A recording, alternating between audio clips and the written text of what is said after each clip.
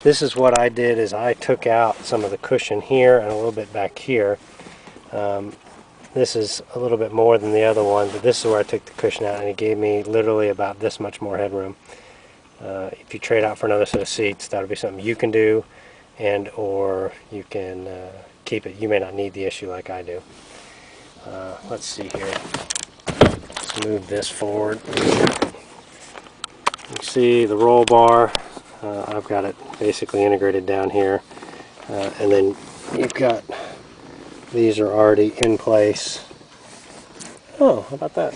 Full food. Guess I didn't get everything. Anyways, these are already integrated so that you can just hook in. They're kind of challenging to hook in, quite frankly, depending on what style you have. And then let's see, missing a screw there. A couple minor things. But basically the batteries are right here.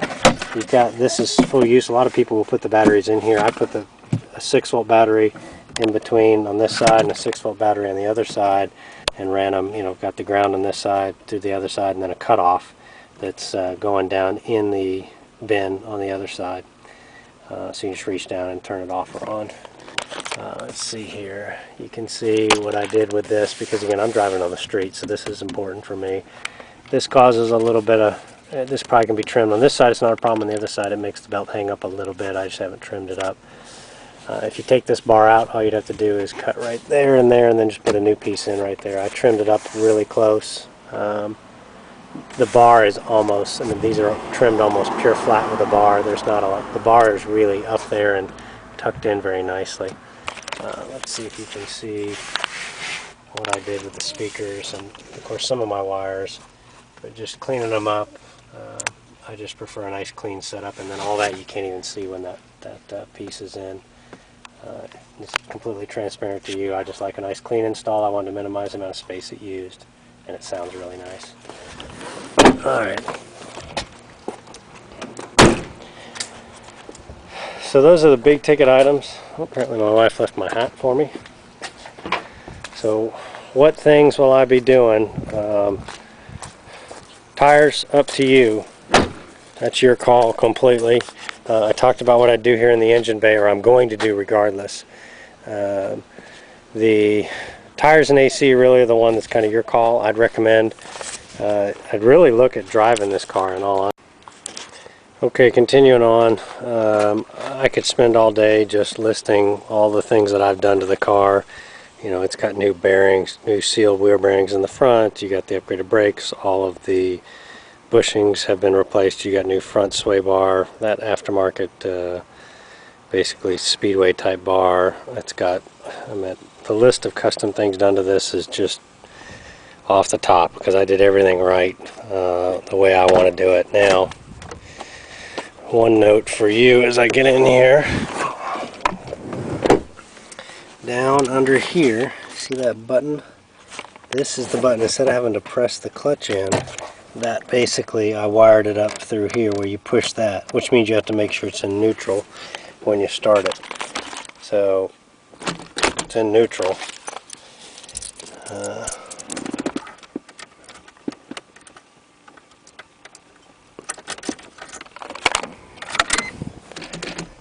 So to start it, I'm going to simply, oh, there you go.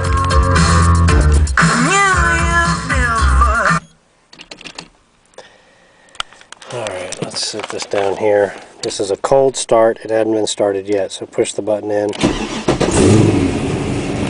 Starts up right away.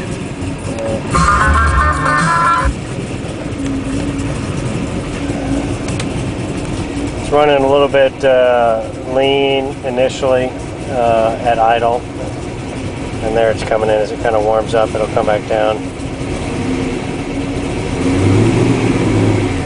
So that's why you're getting a little bit of the loping. So it's running a little bit lean. That's somewhat intentional. So you get somewhat of kind of the, you hear it. It's a little bit louder now when it's cold than it is once it's warmed up.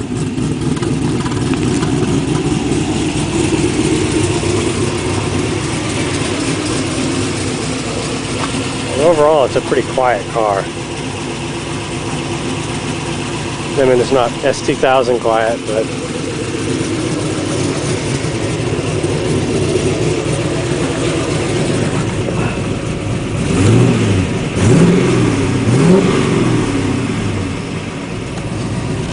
this is not hooked up. This is. I'm going to get a new gauge for you, or a new sensor, I'm sorry, and hook this back up.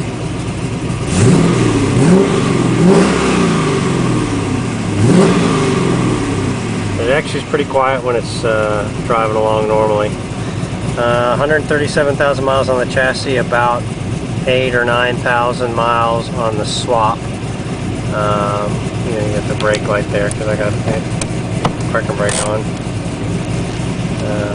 I've talked to you about a lot of the other stuff. There's just the list of all the things I've done is, man, I've done a lot on this car, and you can read a lot of it in the thread, and you'll find stuff all throughout. It's finally quieting out.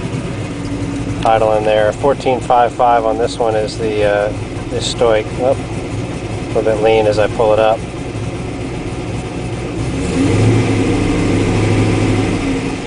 Let it stabilize out. So it's kind of hunting around while it's still warming up. It gets there. 14.55 is stoic. It runs pretty good. Notice how it's jumping around. That's speed density versus the mass airflow. You'll see it a lot more steady when I switch it over. That's the one difference I've noticed, is it basically hunts around in speed density. When you're at full throttle, it doesn't really matter. It's just at low throttle settings, it tends to, because it's going off the map sensor, it tends to have less resolution. So that's the big ticket item. We got 2 keys and everything else. So that should about cover it.